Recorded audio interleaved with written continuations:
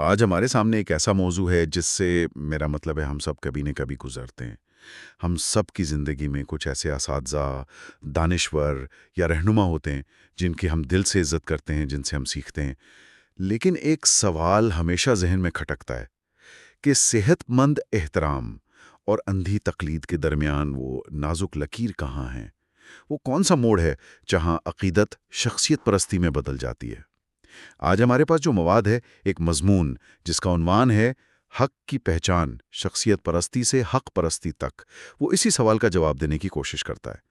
تو آئیے اس اہم موضوع کی گہرائی میں اترتے ہیں اور دیکھتے ہیں کہ یہ مضمون ہمیں کیا رہنمائی فراہم کرتا ہے۔ اور یہ موضوع اس لیے بھی اہم ہے کیونکہ یہ صرف کوئی نظریاتی بحث نہیں ہے، اس کا تعلق ہماری روزمرہ زندگی سے ہے۔ ہم کس کو سنتے ہیں، کس کی بات مانتے ہیں اور کس بنیاد پر مانتے ہیں، یہ فیصلے یعنی ہماری سوچ اور ہمارے اعمال کی سمت معین کرتے ہیں۔ اور اس مضمون کی خاص بات یہ ہے کہ یہ اس بحث کا آغاز کسی فلسفے سے نہیں کرتا، بلکہ تاریخ کے ایک بہت ہی طاقتور لمحے سے کرتا ہے۔ اور وہیں سے بات واقعی دلچسپ ہو جاتی ہے۔ مضمون ہمیں سیدھا مسجد نبوی میں لے جاتا ہے، جہاں امام مالک کھڑے ہیں۔ وہ کسی عام جگہ پر نہیں، بلکہ رسول اللہ صلی اللہ علیہ وآلہ وسلم کے روضے مبارک کے سامنے کھڑے ہو کر اسی روضے کی طرف اشارہ کرتے ہوئے ایک تاریخی جملہ کہتے ہیں۔ اس قبر والے صلی اللہ علیہ وآلہ وسلم کے علاوہ ہر شخص کی بات مانی بھی جا سکتی ہے اور رد بھی کی جا سکتی ہے۔ یہ پڑھ کر تو ایک لمحے کے لیے انسان ٹھہر سا جاتا ہے۔ اس جملے کا وزن بہت زیادہ ہے۔ بالکل، اس کے وزن کو سمجھنے کے لیے اس کا سیاق و سباق دیکھنا ضروری ہے۔ مقام مسجد نبوی ہے، اشارہ نبی صلی اللہ علیہ وآلہ وسلم کی قبر مبارک کی طرف ہے، اور کہنے والے خود امام مالک ہیں، جو اپنے وقت کے سب سے بڑے علماء میں سے ایک تھے۔ مضمون کے مطابق یہ صرف ایک جملہ نہیں، یہ اسلامی فکر میں فکری آزادی کا منشور ہے۔ یہ اس اصول کا اعلان ہے کہ حتمی اور غیر مشروط سچائی کا معیار صرف ایک ہی ذات ہے، اور وہ ہے اللہ کے رسول صلی اللہ علیہ وآلہ وسلم۔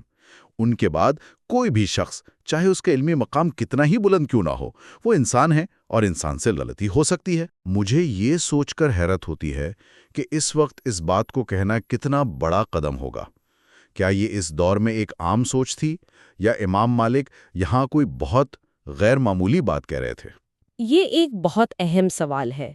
یہ سوچ اسلامی تعلیمات کی بنیادوں میں تو ہمیشہ سے موجود تھی، لیکن اسے اس وضاحت اور جرات کے ساتھ بیان کرنا، اور وہ بھی اس مقدس مقام پر، یہ یقیناً ایک غیر معمولی عمل تھا۔ یہ دراصل علمی روایت کو زندہ رکھنے کا ایک طریقہ تھا۔ مضمون یہ نقطہ اٹھاتا ہے کہ امام مالک یہاں یہ کہہ رہے تھے کہ علم کا سفر کسی ایک شخصیت پر آ کر نہیں رک جاتا۔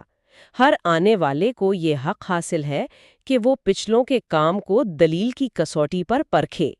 یہ اصول ایک ایسی فضا پیدا کرتا ہے جہاں دلیل کو شخصیت پر فوقیت حاصل رہتی ہے۔ یعنی یہ صرف ایک اجازت نہیں، بلکہ ایک طرح کی ذمہ داری ہے کہ آنکھیں بند کر کے کسی کے پیچھے نہ چلو۔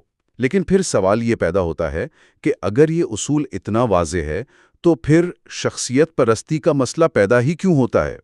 لوگ کیوں کسی ایک عالم یا دانشور کے گرد ایسے جمع ہو جاتے ہیں کہ ان کی ہر بات کو حتمی سچ مان لیتے ہیں؟ اچھا، مضمون اس کی نفسیاتی وجوہات پر بات کرتا ہے۔ جب ہم کسی کی علمی گہرائی، اس کا زبردست انداز بیان یا اس کی دنیاوی شہرت اور مقام دیکھتے ہیں تو ہمارا دماغ ایک شارٹ کٹ لیتا ہے۔ ہر بات کا خود تجزیہ کرنے کی محنت طلب مشقت کے بجائے ہمارا دماغ کہتا ہے کہ یہ شخص اتنا قابل ہے تو اس کی بات ٹھیک ہی ہوگی۔ مضمون کے مطابق یہ ایک طرح کا کوگنیٹو شارٹ کٹ ہے، ایک ذہنی آسانی کا جال۔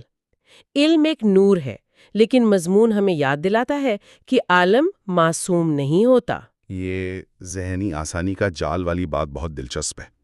یعنی ہمارا دماغ توانائی بچانے کے لیے ایک قابل اعتبار ذریعہ ڈھونڈتا ہے اور پھر اس پر مکمل انحصار کرنے لگتا ہے۔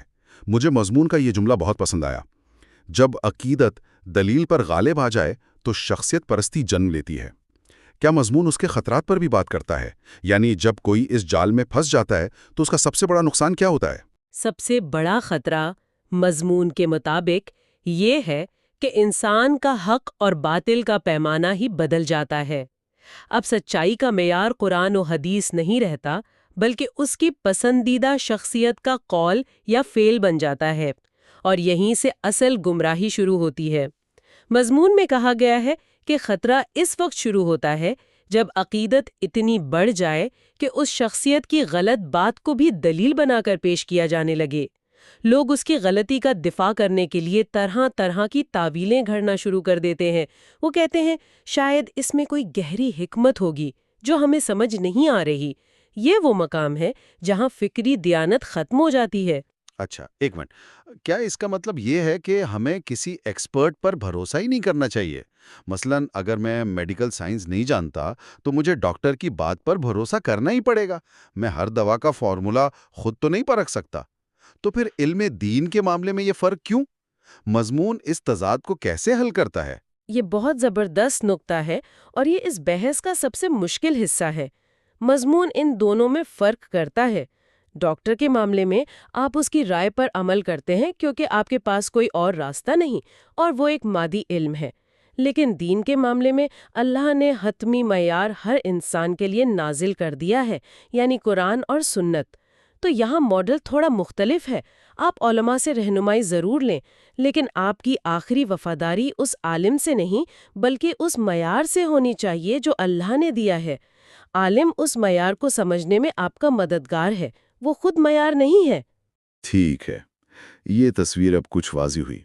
تو اگر کوئی شخص اس جال میں پھنس چکا ہے یا اس سے بچنا چاہتا ہے، تو کیا مضمون کوئی عملی طریقہ یا کوئی ٹول کٹ فراہم کرتا ہے؟ یہ سب سننے میں تو اچھا لگتا ہے، لیکن عملی زندگی میں اسے کیسے اپنایا جائے؟ جی بالکل، مضمون اس مسئلے کو صرف بیان کر کے نہیں چھوڑتا، بلکہ اس سے نکلنے کے لیے 3 عملی اقدامات بتاتا ہے۔ پہلا قدم، کسی کی بات سننے سے پہلے اپنی بنیاد مضبوط کریں، یعنی قرآن و حدیث کا بنیادی علم خود حاصل کریں۔ لیکن یہاں ایک عملی مسئلہ ہے۔ ہم میں سے اکثر لوگ عالم بننے کا وقت یا صلاحیت نہیں رکھتے۔ کیا اس کا مطلب یہ ہے کہ یہ اصول صرف چند پڑھے لکھے لوگوں کے لیے ہے؟ کیا مضمون ایک عام آدمی کے لیے کوئی منیمم وائبل فاؤنڈیشن یعنی کم سے کم قابل عمل بنیاد کا تصور دیتا ہے؟ یہ ایک بہت حقیقی مسئلہ ہے اور مضمون اس کی طرف اشارہ کرتا ہے۔ بنیاد مضبوط کرنے کا مطلب ہرگز یہ نہیں کہ آپ ایک بڑے عالم یا مفتی بن جائیں۔ اس کا مطلب یہ ہے کہ دین کے بنیادی اصول جیسے توحید کیا ہے، شرک کیا ہے، حلال اور حرام کے موٹے موٹے اصول کیا ہیں، ان سے آپ واقف ہوں۔ مضمون میں ایک مثال دی گئی ہے، جیسے اگر کسی کو اصلی اور نقلی نوٹ کا فرق ہی معلوم نہ ہو تو وہ ہر نقلی نوٹ کو اصلی سمجھ کر قبول کر لے گا۔ آپ کو نوٹوں کا ماہر بننے کی ضرورت نہیں، لیکن بنیادی پہچان ضروری ہے۔ اسی طرح دین کی بنیادی پہچان ہر مسلمان کے لیے ضروری ہے تاکہ کوئی اسے آسانی سے گمراہ نہ کر سکے۔ ٹھیک ہے، یہ بات سمجھ میں آتی ہے۔ تو پہلا قدم اپنی بنیادی سمجھ کو بہتر کرنا ہے۔ اس کے بعد دوسرا قدم کیا ہے؟ دوسرا قدم یہ ہے کہ بات کو کہنے والے کے نام سے نہیں بلکہ اس کے استدلال یعنی لاجک اور نص یعنی ٹیکسٹ قرآن و حدیث کے حوالے سے پرکھیں۔ یہ مت دیکھیں کہ کون کہہ رہا ہے، بلکہ یہ دیکھیں کہ کیا کہا جا رہا ہے اور اس کی دلیل کیا ہے۔ یہ سننے میں بہت اچھا لگتا ہے، لیکن یہ بھی تو بہت مشکل ہے نا؟ اگر ایک بہت بڑے مشہور عالم ایک بات کہہ رہے ہیں اور دوسری طرف ایک کم معروف طالب علم قرآن کی آیت پیش کر رہا ہے، تو انسانی فطرت تو اس بڑے عالم کی طرف ہی مائل ہوگی۔ کیا واقعی یہ ممکن ہے کہ ہم شخصیت کے اثر سے خود کو مکمل طور پر آزاد کر لیں؟ مضمون یہ تسلیم کرتا ہے کہ یہ مشکل ہے لیکن ناممکن نہیں۔ یہ ایک ذہنی تربیت ہے۔ اس کا مطلب یہ نہیں کہ آپ بڑے عالم کی بات کو فوراً رد کر دیں، بلکہ یہ کہ آپ سوال اٹھائیں، آپ کی اس بات کی دلیل کیا ہے۔ اسلامی علمی تاریخ ایسی مثالوں سے بھری پڑی ہے جہاں شاگردوں نے اپنے اساتذہ سے اختلاف کیا اور اساتذہ نے اسے خوش دلی سے قبول کیا۔ یہ دراصل علمی دیانت کا تقاضا ہے۔ دلیل کی اپنی ایک طاقت ہوتی ہے جو شخصیت کے نام سے بالاتر ہونی چاہیے۔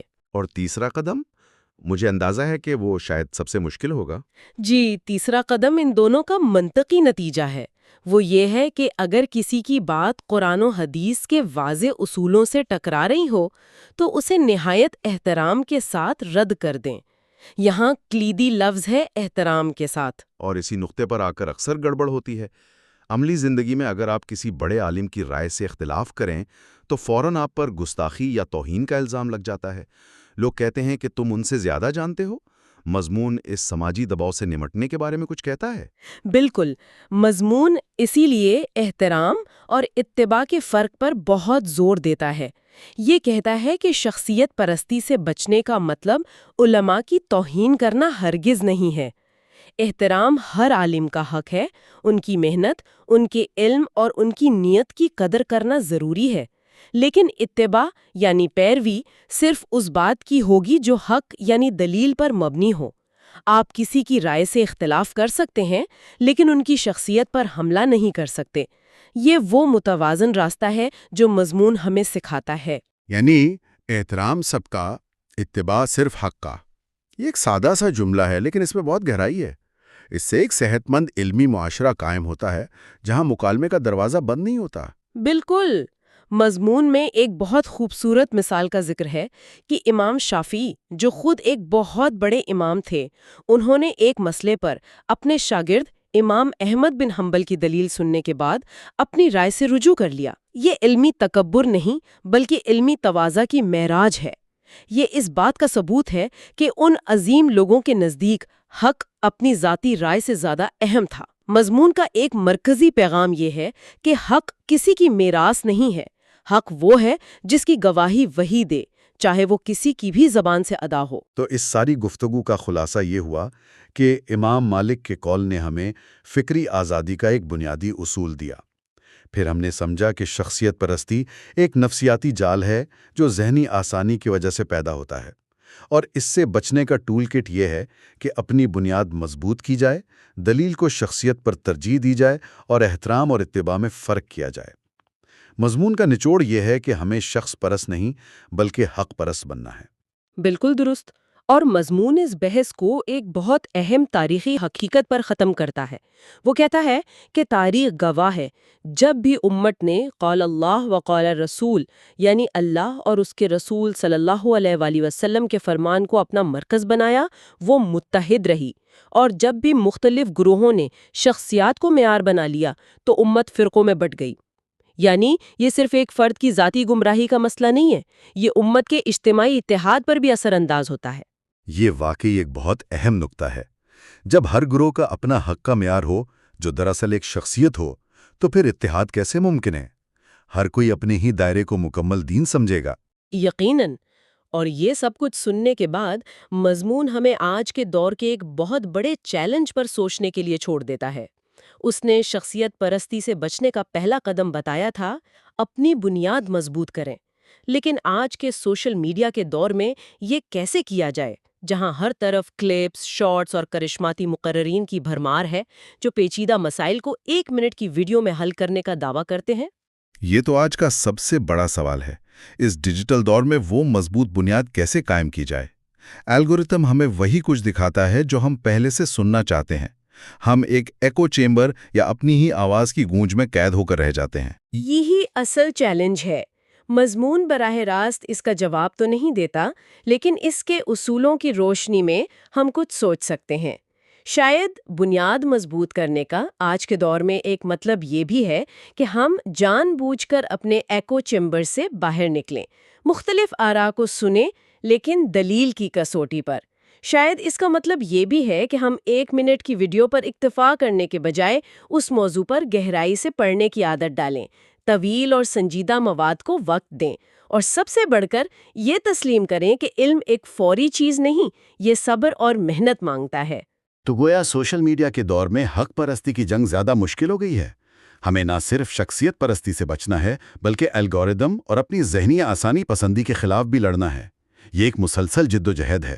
بالکل، اور شاید یہی اس پورے مضمون کا آخری سبق ہے۔ حق پرستی کوئی منزل نہیں، یہ ایک مسلسل سفر ہے، ایک ایسی کوشش جس میں انسان ہر قدم پر اپنی نیت اور اپنے معیار کو پرکھتا رہتا ہے۔ اور یہ سوال کہ میں جو مان رہا ہوں وہ اس لیے تو نہیں کہ فلاں شخص نے کہا ہے، بلکہ اس لیے کہ اس کی دلیل مضبوط ہے، یہ سوال خود سے بار بار پوچھتے رہنا ہی شخصیت پرستی کے جال سے بچنے کا سب سے مؤثر طریقہ ہے۔